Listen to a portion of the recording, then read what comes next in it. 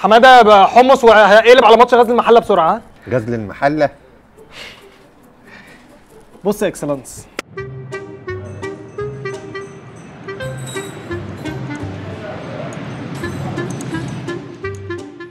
انا بشجع اي منتج مصري بما فيهم بقى الايجيبشن ليج، حيث اللطائف والقطائف، المغامره والتشويق، الكوميديا والدراما، المتعه والاثاره. لا اشرحها لي دي بقى. الدوري المصري ده في حاجات ما تشوفهاش في اي حته غير في السيما. عندك مثلا، تسلم ايدك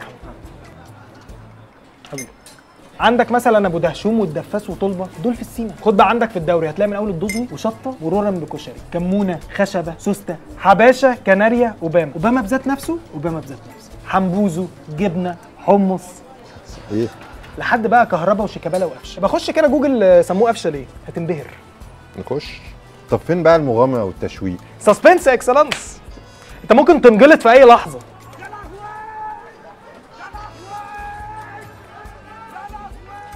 غير بقى المعلقين اللي بيضيفوا نكهه للمباراه، ستوري تيلينج، متعه الحكي. عمنا كابتن محمود بكر رحمه الله عليه، رحمه الله عليه، ساب احداث المباراه كلها وقرر يوجه رساله لمحافظ اسكندريه. يا سياده المحافظ، محطه الرمل فيها حصى صغير، الحصى الصغير بيخش في الشوز. الراجل لقى المباراه ممله، قام استغل منبره وساب الماتش وقرر يوجه رساله. مش هو بس، الاسبوع اللي فات في لعيب جاب جون، ساب الماتش، ساب الملعب، ساب نفسه خالص بقى المشاعر اللي قالت له قوم دلوقتي روح على الجمهور واحضن ست الحبايب، اللي زغرطت لابنها من كتر الفرحه، بهجه، عواطف، وجيفنج باك. سلام. في الاخر تقول لي بتفرج على الدوري المصري ليه؟ راح فين يا كابتن حساب الحمص؟